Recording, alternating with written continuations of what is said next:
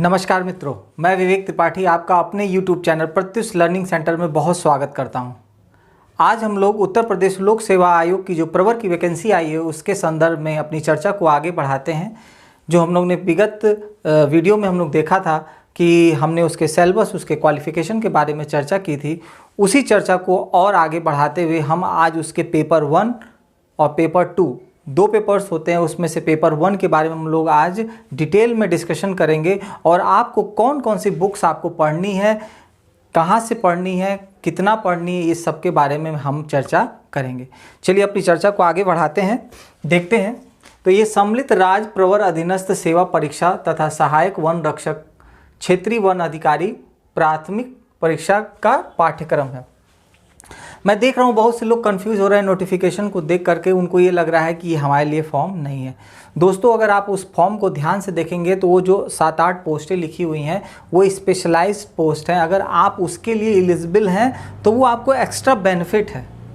ऐसा नहीं है कि आप उस फॉर्म को भर नहीं सकते। अगर आप थोड़ा सा और आगे बढ़ के नोटिफिकेशन को देखेंगे तो उसमें जिला अधिकारी, उप जिला अधिकारी से लेकर के जितना उप जिला अधिकारी, डीएसपी, आप नायब तहसीलदार, सारी पोस्टों के नाम भी लिखे हुए हैं एक अलग से किनारे बॉक्स में। इसका मतलब वो सारी पोस्टें भी हैं, वो सब ग्रेजुएट पोस्ट हैं।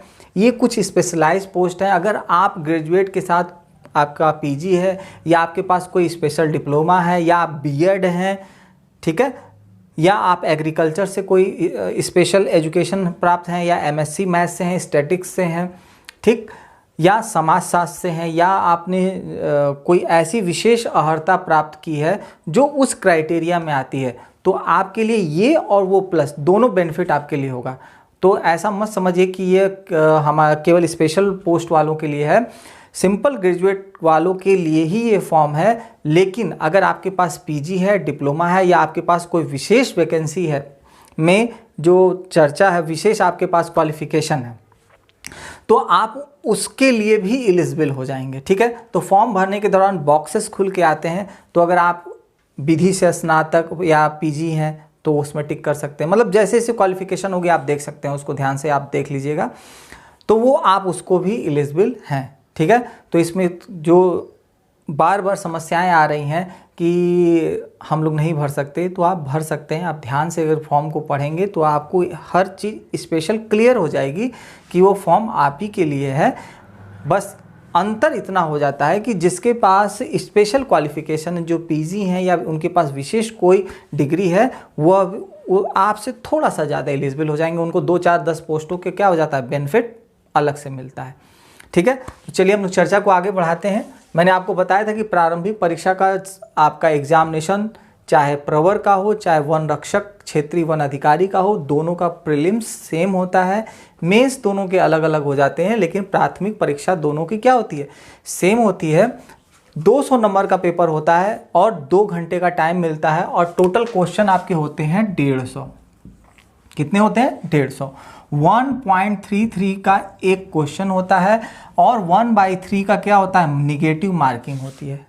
ठीक, ये सब मैंने आपको पहले बताया था, तो आप फिर से उसको ध्यान में रखेंगे। निगेटिव मार्किंग 1/3 की है। 1.33 का क्या होता है, आपका एक क्वेश्चन का नंबर होता है। अगर आप 200 अंक को डिवाइड बाई 150 में करते हैं, भाग देंगे, तो 1.33 ही आएगा। तो एक क्वेश्चन का मार्क्स क्या होगा, 1.33। ठीक है, तो आपको पढ़ना क्या क्या है। पहला है राष्ट्रीय व अंतर्राष्ट्रीय महत्व की सामायिक घटनाएं की जानकारी अभ्यर्थियों को होनी चाहिए। ये जो मैंने लिखा है ये आयोग द्वारा दिया गया सिलेबस है। मैंने अपनी ओर से कोई जनरेट नया चीज़ नहीं किया है कि मैंने अपने मन से लिख दिया है। आयोग ने जैसे जैसे हमें इंस्ट्रक्शन दिए हैं, मैंने उन्हीं चीज़ों को ब्लैक बोर्ड पे क्या किया है, लिखा हुआ है। ये आयोग द्वारा दिया गया सिलेबस है, उसी को मैंने क्या किया है, लिखा है। तो आयोग चाहता है कि राष्ट्रीय और अंतर्राष्ट्रीय महत्व की जितनी भी समसामयिक घटनाएं होती हैं उसके बारे में अभ्यर्थियों को पूरा ज्ञान होना चाहिए। जैसे इंटरनेशनल रिलेशनशिप, जितने भी हमारे पड़ोसी कंट्री हैं उनके साथ हमारा कैसा है। ठीक है, अगर हमारा किसी देश के साथ अगर कोई कगार होता है, कोई नई प्रोजेक्ट के सहमति बनती है, वो सब चीज़ें, या हमारे इंडिया की कंपनी विदेशों में जाती हैं, या विदेश की कोई बड़ी कंपनी आकर के इंडिया में स्थापित होती हैं, तो वो, और राष्ट्रीय स्तर पर ढेर सारी जो चीज़ें होती हैं, योजनाओं का निर्माण होता है, नई नई चीज़ों का इनोवेशन होता है, वो सब चीज़ें इसमें क्या होती हैं, इंक्लूड होती हैं। ठीक है। अगला है भारत का इतिहास एवं भारतीय राष्ट्रीय आंदोलन। ये सबसे इम्पोर्टेंट होता है। अब इसको डिफाइन इन्होंने कैसे किया है, सामाजिक, आर्थिक, राजनैतिक पक्षों की व्यापक जानकारी पर विशेष ध्यान देना होगा। देखिए एक शब्द व्यापक, मतलब वो चाहता है कि आप डिटेल में उन सब चीज़ों के बारे में क्या करें, जानें। ठीक है, उन चीज़ों के बारे में आप डिटेल में जानें। और उन चीज़ों के बारे में डिटेल में जानने के लिए आपको प्राचीन काल, मध्यकाल और आधुनिक काल, ठीक है, तीनों कालों के बारे में जानना बहुत ही आवश्यक होता है और बहुत डिटेल में जानना आवश्यक होता है। क्यों? क्योंकि प्राचीन काल अगर आप ध्यान से पढ़ते हैं तो उसमें आप देखेंगे मौर्य वंश के बाद जैसे ही गुप्त काल तक जाते हैं तो वहाँ पर सांस्कृतिक पहलू भी उसमें धीरे धीरे आना शुरू हो जाते हैं। स्ट्रक्चर्स आ जाते हैं, उनके स्तूप आ जाते हैं, उनका मॉन्यूमेंट्स टाइप का जो आपका मकबरे होते हैं और मंदिरों की आकृतियाँ होती हैं, ये सब चीज़ें धीरे धीरे क्या होती हैं, आना शुरू हो जाती हैं। और मकबरों का निर्माण आप जाएंगे मुग़ल वंश और आपका सल्तनत काल आते आते वो भी आपका क्या होगा, सांस्कृतिक पहलुओं में ऐड हो जाता है। ठीक है, तो वो सब चीज़ें उसमें क्या हो जाती हैं, इंक्लूड हो जाती हैं। तो सांस्कृतिक पहलू भी उसका क्या होता है, बहुत ही महत्वपूर्ण होता है। जैसे ही आप मध्यकाल में एंट्री करेंगे, फिर आपको 1206 से लेकर के पूरा आप देखेंगे तो यूरोपीय कंपनी के आगमन तक के इधर का सारा पीरियड क्या मान लेते हैं, मध्यकाल मान लेते हैं। फिर यूरोपीय कंपनी के आगमन से लेकर के और भारत का जब तक स्वतंत्रता चलती है 1947 तक, वो सारा मॉडर्न क्या होता है, काल में आ जाता है। ठीक है, मॉडर्न काल में एंट्री कर देते हैं उसको। मॉडल काल में डालने के बाद जितने भी आंदोलन हुए हैं, चाहे वो किसानों से संबंधित हो, चाहे स्वतंत्रता से संबंधित हो, ठीक है, वो सारे आंदोलन आपका 1857 से पहले और 1857 के बाद दो भागों में इनको डिस्ट्रीब्यूट करके भी आंदोलनों को क्या किया जाता है, पढ़ा जाता है। और यहाँ से क्वेश्चन सबसे ज़्यादा आते हैं। अगर आप देखेंगे कि मॉडर्न स्ट्रक्चर जो होता है वहाँ प्रश्नों की संख्या क्या होती है, ज़्यादा होती है। ठीक है, अगला देखेंगे आप, जब आप राष्ट्रीय आंदोलन में घूमेंगे, राष्ट्रवाद का अभ्युदय तथा स्वतंत्रता प्राप्ति के बारे में सामान्य ज्ञान आपको होना चाहिए कि कैसे कैसे स्वतंत्रता प्राप्त हुई, कौन कौन से मिशंस आए, कैसे उनका निर्माण हुआ, ये सारा डिटेल में आपको क्या करना है, पढ़ना है। इसके लिए आपको सबसे ज़्यादा बढ़िया बेस जो रहती है वो एनसीईआरटी रहती है। एनसीईआरटी को अगर आप ढंग से पढ़ेंगे तो आप इस चीज़ को बहुत आसानी से और अच्छे से समझ पाएंगे। आपका कॉन्सेप्ट एकदम क्लियर रहेगा कि हमें कैसे उन सब चीज़ों को पढ़ना है। अगला है भारत का भूगोल। भारत का भूगोल में क्या होता है, भारत और विश्व का भौतिक, सामाजिक एवं आर्थिक भूगोल। भूगोल में विषय की केवल सामान्य जानकारी की परख होनी चाहिए। मतलब आपको बहुत ज़्यादा स्पेशलाइजेशन ज्योग्राफी नहीं पढ़नी है जैसे आपको ऑप्शनल में पढ़ाया जाता है। केवल सामान्य जानकारी, देख लीजिए सिलेबस में क्या लिखा है, एक सामान्य जानकारी होनी चाहिए कि पृथ्वी की संरचना कैसी है, हमारे यहाँ स्थल का स्वरूप कैसा है, पर्वतों का क्या स्वरूप है, नदियों का क्या स्वरूप है, कि कहाँ झीलें स्थापित है, कहाँ पर्वत स्थापित है, उनकी क्या क्या आकृतियाँ हैं, किस समय में वो बना हुआ है, ये सब चीज़ें।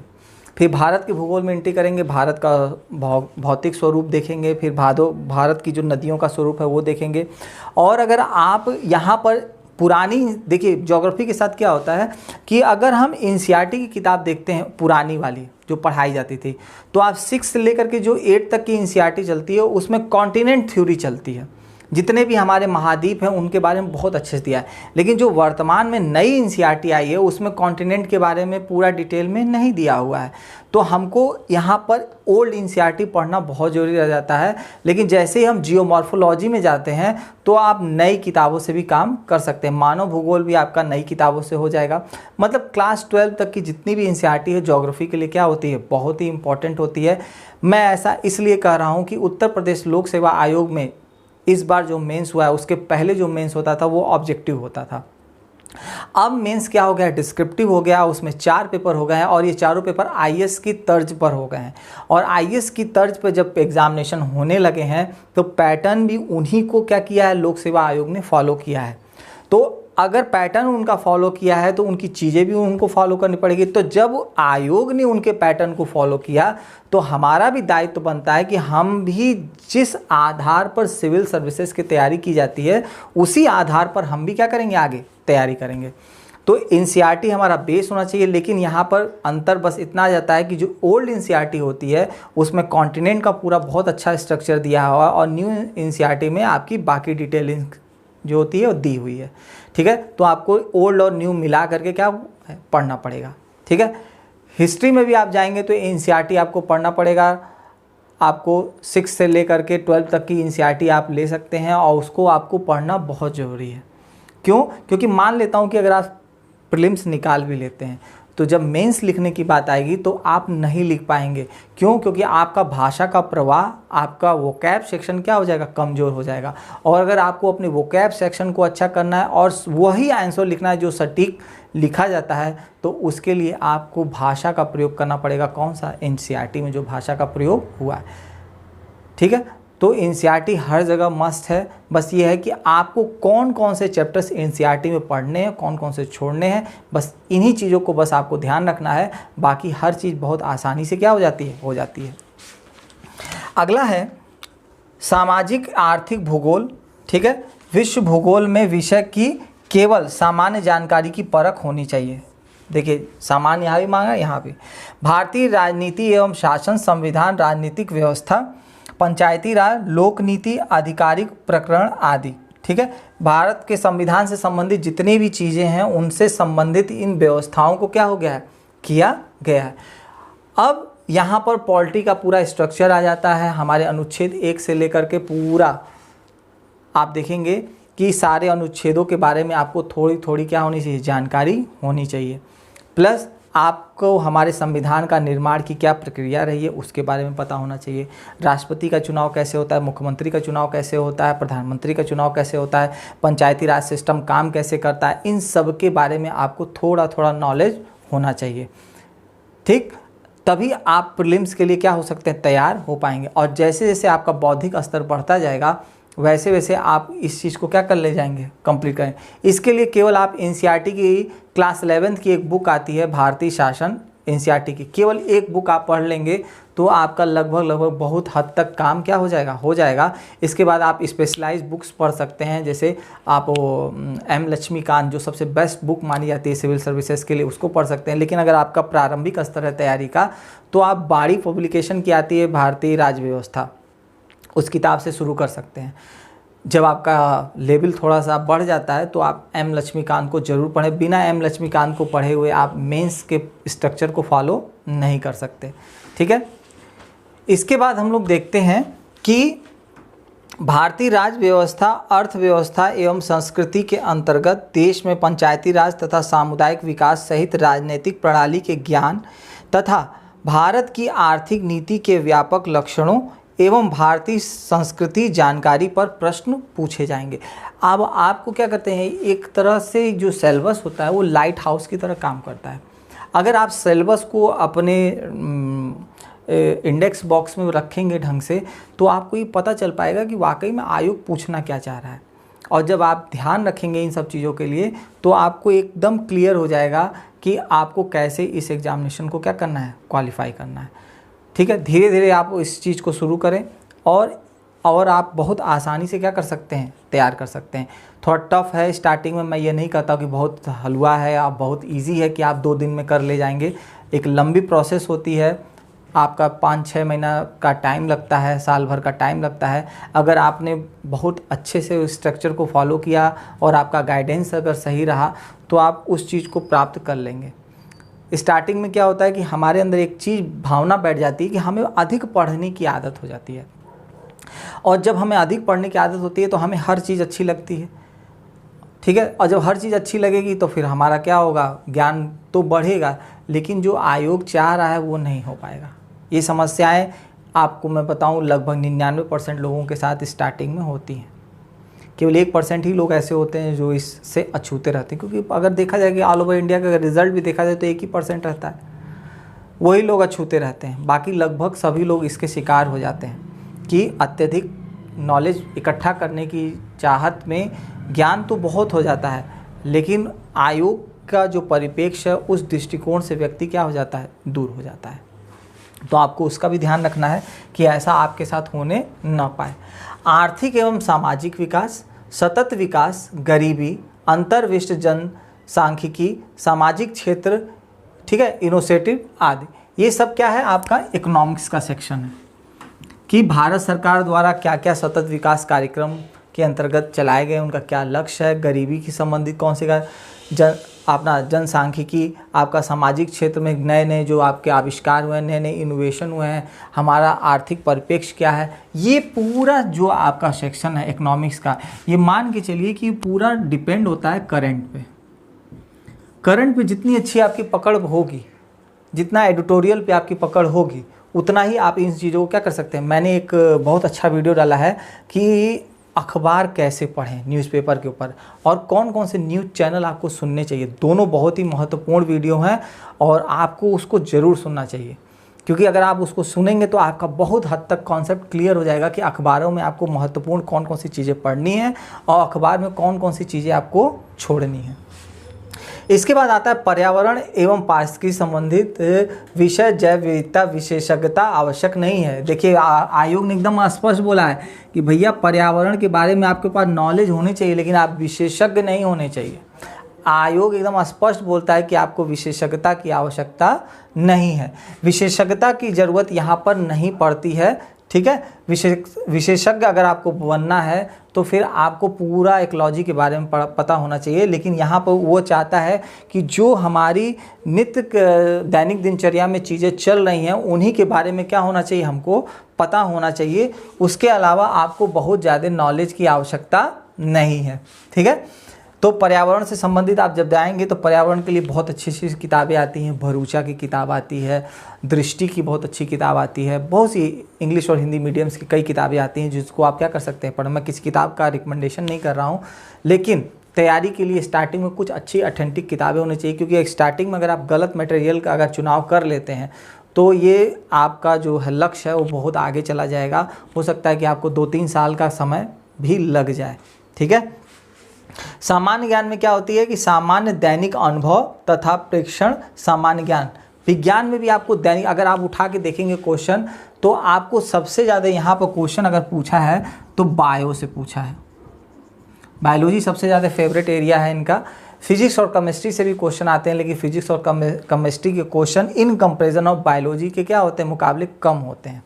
और अगर फिजिक्स के भी क्वेश्चन आते हैं कि भाई अगर एक आदमी विरामावस्था में है, अगर गाड़ी चलती है तो क्यों पीछे हट जाता है, चंद्रमा पर क्यों उसका घनत्व अधिक होता है कि कम होता है, गुरुत्वाकर्षण का क्यों ऐसा होता है, मतलब जो सामान्य दैनिक जीवन में जो चीज़ें घटती हैं उन्हीं पे आधारित क्या होते हैं, प्रश्न होते हैं, ठीक है। और बायोलॉजी में आपकी जितनी भी बीमारियां, जितने भी संक्रमण, बैक्टीरिया से संबंधित, विटामिन से संबंधित, रोगों से संबंधित, ये सब चीज़ें किस में आती हैं, विज्ञान में आती हैं।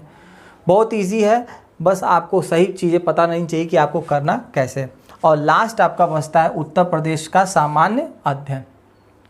उत्तर प्रदेश का सामान्य अध्ययन, तो सबसे पहले आपको देखना है कि उत्तर प्रदेश का पूरा क्या स्ट्रक्चर है और उत्तर प्रदेश की पूरी जनसंख्या के बारे में आपको पता होना चाहिए, उसके नगरीकरण के बारे में पता होना चाहिए, और कैसे कैसे आपको उत्तर प्रदेश की और विभिन्न जानकारियाँ उसमें क्या करनी है, इंक्लूड करनी है, वो भी आपको पता होना चाहिए, ठीक है। बस इतना ही सिलेबस आयोग ने हमको क्या किया है, दिया है प्रीलिम्स के लिए, और ये मोर देन सफिशिएंट है। और आप जानते ही हैं कि केवल इन्हीं आधारों पर क्या होती है, इतिहास, भूगोल, अर्थव्यवस्था, राज्य व्यवस्था, विज्ञान, उत्तर प्रदेश और करंट। अगर इन चीज़ों को अगर आपने तैयार कर लिया तो आपको इससे ज़्यादा पढ़ने की आवश्यकता नहीं है। इन्हीं 7 स्तंभों पर ये पूरा एग्जामिनेशन क्या है, टिका हुआ है। एनसीईआरटी, देखिए अब मैंने कुछ किताबें रिकमेंड की हैं स्टार्टिंग में। सबसे पहले आपको महत्वपूर्ण पुस्तकों में एनसीईआरटी आपको खरीद लेनी है। एनसीईआरटी कैसे खरीदनी है, इतिहास के लिए आपको नई एनसीईआरटी अभी पढ़ने की ज़रूरत नहीं है, ध्यान दीजिएगा। पुरानी एनसीईआरटी पढ़नी, नई एनसीईआरटी पढ़ने की ज़रूरत पड़ेगी जब आप मेंस एग्जामिनेशन को देने जाएंगे। मैं अभी आपको इसकी आवश्यकता नहीं है, तो भूल से भी नई एनसीईआरटी अभी पढ़ने की ज़रूरत नहीं है। घटना चक्र का आप क्या करेंगे, प्रीवियस ईयर पेपर ले लेंगे, क्योंकि घटना चक्र का जो प्रीवियस पेपर है वो ऑथेंटिक है। हिंदी माध्यम में मटेरियल कम होने के कारण सबसे अच्छा यही है। गलतियाँ बहुत कम है, न के बराबर है, इसलिए सबसे अथेंटिक यही है। ये 5-6 वॉल्यूम्स में आता है, तो आप इसको भी ले लेंगे। और स्वतंत्रता संघर्ष के लिए आप बिपिन चंद्रा को ले सकते हैं। ठीक है, इतना किताब आप लेने के बाद एस.के. पांडे की प्राचीन इतिहास, मध्यकाल और आधुनिक की सीरीज़ आती है। अगर आप आपके पास टाइम हो तो इसको भी आप पढ़ सकते हैं। अदरवाइज़ अगर आपने एनसीईआरटी ढंग से पढ़ लिया है तब भी आपका मोटा काम हो जाएगा। ठीक है, प्रीलिम्स के लिए मोर देन सफिशिएंट है। पास्ट ईयर पेपर लगा सकते हैं, बिपिन चंद्रा पढ़ लेंगे, आपका अधिकतर काम क्या हो जाएगा, हो जाएगा। प्रीलिम्स के लिए हो जाएगा, मेंस के लिए आपको और पढ़ना पड़ेगा, लेकिन प्रीलिम्स का कोई भी क्वेश्चन इससे इतर जाने वाला नहीं है। भूगोल में जाएंगे तो एनसीईआरटी में आपको भूगोल के लिए आपको क्या करना पड़ेगा, ओल्ड एनसीईआरटी पढ़ लेनी पड़ेगी 6 से लेकर के 8 तक की। 11, 12 की आपको ओल्ड एनसीईआरटी की ज़रूरत नहीं है। क्यों? क्योंकि 6 से लेकर अगर आप 8 तक की लेते हैं तो उसमें कॉन्टिनेंट वाइज क्या होती है, थ्योरी होती है, और कॉन्टिनेंट जो थ्योरी है वो आपकी न्यू एनसीईआरटी में नहीं है। तो आपको 6 से लेकर के 8 तक ज्योग्राफी का ओल्ड एनसीईआरटी चाहिए, और इसके बाद आप 11th 12 का आपको न्यू एनसीईआरटी भी ले लेंगे तो आपका काम चल जाएगा। ठीक है, आपको 6 से लेकर के 8 तक की नई एनसीईआरटी पढ़ने की आवश्यकता नहीं है। अगला है अर्थव्यवस्था। अर्थव्यवस्था में आपको पूर्ण रूप से डिपेंडेंट रहना है करंट अफेयर्स, समसामयिक तथ्यों पर, गवर्नमेंट की पॉलिसीज़ पे। फिर भी किताबों में अगर देखा जाए तो हिंदी माध्यम के लिए वाणी की किताब बहुत अच्छी है। बहुत से लोग एहसन लाल भी कहते हैं, लेकिन एहसन लाल बहुत मोटी बुक है, आप अभी नहीं समझ पाएंगे। रमेश सिंह भी बहुत टॉप क्लास किताब मानी जाती है, लेकिन रमेश सिंह भी आपके लिए अभी आवश्यक नहीं है। इन सब चीज़ों का हम लोग प्रयोग मेंस में जाके करेंगे, लेकिन जब तक आप मेंस में पहुंचेंगे, अगर आपने करंट पे अच्छा कमांड रखा तो आपको किसी भी किताब की ज़रूरत नहीं पड़ेगी, क्योंकि जितने भी समसामयिक तथ्य होते हैं, एडिटोरियल्स होते हैं, वो सारे एडिटोरियल्स आपकी हर एक डिज़ायर को क्या कर देंगे, पूरा कर देंगे। ठीक है, अगला भूगोल में आप कर लिए, आप एक बुक ले सकते हैं महेश बड़वाल। ठीक, और आपको एटलस बहुत ज़रूरी है, और एटलस आप ज़रूर जब भी लेंगे तो इंग्लिश में लेंगे, भले ही आपका मीडियम हिंदी क्यों ना हो, आपको हमेशा एटलस इंग्लिश में लेनी है। थोड़ा सा स्टार्टिंग में 2-4-10 दिन दिक्कतें होती हैं, लेकिन एक बार जब आप इंग्लिश के एटलस पढ़ना शुरू करेंगे तो आपको बहुत ही अच्छा लगेगा, और आपको हिंदी के एटलस के मुकाबले ही इंग्लिश की एटलस जो होती है वो ज़्यादा बेहतर होती है। ठीक है, एक एटलस आपको चाहिए, महेश बड़वाल की बुक आप रख सकते हैं अपने साथ, और एनसीईआरटी में मैंने आपको बताया 6 से लेकर के 8 तक की ओल्ड, और बाकी आप 11-12 की न्यू ले सकते हैं। इन सबों को पढ़ने में बहुत कम समय लगता है, बहुत पतली पतली किताबें होती हैं। अगर आप मन लगा के बैठ जाएंगे तो 2-3 दिन 6 लगेगा, 7th को पढ़ने में 3-4 दिन लगेगा, और 8th को पढ़ने में 4-5 दिन लगेगा। मतलब पूरा 10 दिन में ये पूरी एनसीईआरटी क्या हो जाएंगी, ख़त्म हो जाएगी। और आपको इनको पढ़ते समय 2-3 चीज़ों का बहुत ध्यान रखना है। इसमें जो भी फैक्ट दिए हुए हैं उनको आपको नहीं पढ़ना है, इसमें जो भी डाटा दिया है उसको आपको नहीं पढ़ना है, केवल आपको कॉन्सेप्ट देखना है। बाकी जितनी भी चीज़ें आपको उनको क्या कर देना है, छोड़ देना है। और जैसे ही आप उन सब चीज़ों को छोड़ेंगे तो आपका सिलेबस मुश्किल से किताबों में 50% रह जाएगा।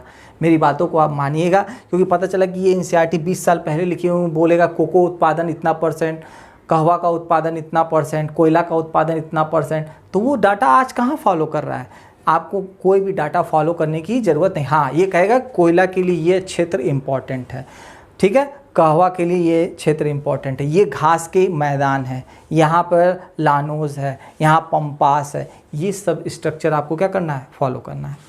ठीक, राज्य व्यवस्था में जब जाएंगे तो आप स्टार्टिंग में मैंने आपको बताया, या तो आप वाणी पढ़ सकते हैं या एम लक्ष्मीकांत पढ़ सकते हैं, दोनों में से कोई आप पढ़ सकते हैं।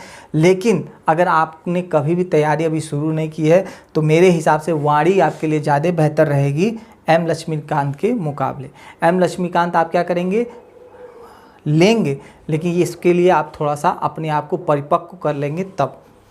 अगला है विज्ञान। विज्ञान में आपको क्या करना है, एनसीईआरटी को पूरा फॉलो करना है। एनसीईआरटी किताब बहुत बेस्ट होती है, इसको अगर आप फॉलो कर लेते हैं, या तो आप वाणी पब्लिकेशन की भौतिक, रसायन और जीव विज्ञान की सीरीज़ आती है, तीनों की, वो आप ले सकते हैं। ठीक है, उत्तर प्रदेश के लिए केवल वाणी पब्लिकेशन की 2 तरह की बुक आती है, एक उत्तर प्रदेश मोटी सी आती है और एक पतली सी आती है, समराइज कंसाइज फॉर्म। जो 50 रुपये की होती है, वही आपको लेना है। आप देखेंगे कि लगभग सारे क्वेश्चन उसमें क्या हो जाएंगे, कवर हो जाएंगे। करंट अफेयर्स आपको क्रॉनिकल या दृष्टि में से कोई एक मैगजीन चूज़ करनी है, या तो दृष्टि या तो क्रॉनिकल, दोनों में से आपका चूज़ के ऊपर है कि आप दोनों मैगजीन मार्केट में जाइए, आपको पसंद कौन सी आती है, किसकी भाषा आपको अच्छी लगती है, क्योंकि बहुत से लोगों को भाषा के आधार पर भी अंतर आता है। तो या तो आपको क्रॉनिकल अच्छी लगती है तो क्रॉनिकल को फॉलो करिए, अगर दृष्टि अच्छी लगती है तो दृष्टि को फॉलो करिए। लेकिन आपको न्यूज़पेपर रोज़ पढ़ना है, और मैं रोज़ जो 15 से 20 करंट अफेयर्स पढ़ाता हूँ रोज़ आपके, वो इतने इंपॉर्टेंट है कि अगर आपने उनके ऊपर कमांड बना ली तो आपका 30 नंबर का क्वेश्चन में, ये मान के चलिए कि मैं बहुत बड़ी बात तो नहीं बोलता, लेकिन आपके 25 से कम गलत जो हो जाते हैं वो नहीं होंगे। अब उनके सही होने की संभावनाएं क्या हो जाएगी, बढ़ जाएगी। ठीक है। जनसंख्या और नगरीकरण के लिए घटना चक्र की सीरीज आती है या वाणी की आती है, ये भी मुश्किल से 15-20 रुपए की किताब आती है, इसको आप ले लेंगे। ये पूरा पैकेज है आपकी तैयारी के लिए। मुश्किल से ये सारी किताबें अगर आप देखेंगे तो 2-2.5 हज़ार रुपये में सारी किताबें आपकी हो जाएंगी, और घर बैठे ही आप इसकी बहुत अच्छे से तैयारी कर सकते हैं। और इन सब चीज़ों के बारे में जो भी समस्याएं हों आप मुझसे डायरेक्टली पूछ सकते हैं। मेरा फ़ोन नंबर अधिकतर लोगों के पास है ही। हमारे टेलीग्राम ग्रुप पे जुड़ सकते हैं, हमारे फेसबुक ग्रुप से जुड़ सकते हैं, हमारे व्हाट्सएप ग्रुप से जुड़ सकते हैं।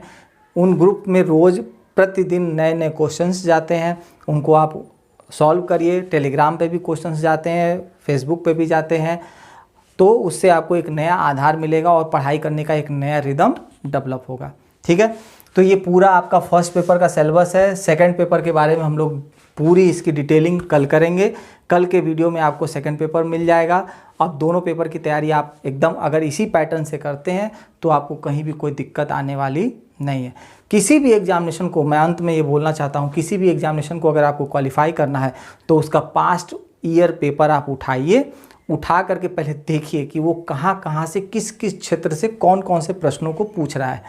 और जैसे ही आप उसको उठा के देखेंगे, एक वाइट पेपर उठा के देखिए, लिखिए प्राचीन इतिहास, और आप देखेंगे कि कहाँ कहाँ पे आया। अच्छा, सिंधु घाटी सभ्यता से आया है, ठीक है, मोहनजोदड़ो से क्वेश्चन आए हुए हैं, ठीक है, मौर्य वंश से क्वेश्चन आए हैं, आपका 16 महाजनपद से क्वेश्चन आए हुए हैं, गुप्त काल से आए हुए हैं, कनिष्क से आए हुए हैं। आप देखेंगे लगातार अगर आप देखेंगे तो हर एक एरिया उसमें बटा हुआ है, और वहाँ से जैसे जैसे प्रश्न आते हैं तो वो सारे इंपॉर्टेंट एरियाज़ को आप क्या करिए, पहले अपने एक वाइट पेपर पे लिख लीजिए।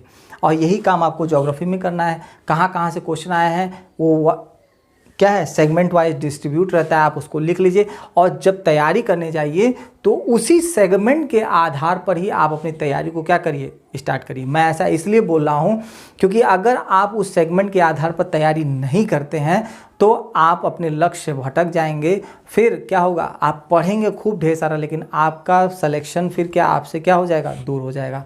ये गलतियाँ मैंने भी अपनी लाइफ में की हैं, इसीलिए मैं आपको इस चीज़ की क्या है बता रहा हूँ कि उस समय हमारे टाइम में कुछ साल पहले हिंदी माध्यम की स्थिति और भी बुरी थी। उस समय तो किताबें ही बहुत कम आती थी। आज तो हिंदी माध्यम में बहुत ढेर सारी किताबें हैं, बहुत अच्छे अच्छे राइटर हैं, बहुत अच्छी अच्छी कोचिंग्स भी हैं, और बहुत अच्छे अच्छे गाइडेंस देने वाले भी हैं जो सेलेक्ट होकर के आज क्या कर रहे हैं, समाज में सभी लोगों की सेवा कर रहे हैं। तो आप बहुत भाग्यशाली हैं कि आपको इतना बढ़िया मतलब क्या है स्वर्णिम अवसर मिला हुआ है, उसका आप लोग लाभ उठाइए। ठीक है। और ये वीडियो आपको कैसा लगा ज़रूर देखिएगा इसको, और इस वीडियो को शुरू से लेकर लास्ट तक ज़रूर देखिए। हो सकता है कि इसमें कुछ ऐसे पॉइंट्स हों जो आपको न पता हो और आपका कॉन्सेप्ट हमेशा के लिए क्या हो जाए, क्लियर हो जाए। ठीक है। तब तक के लिए जय हिंद, जय भारत।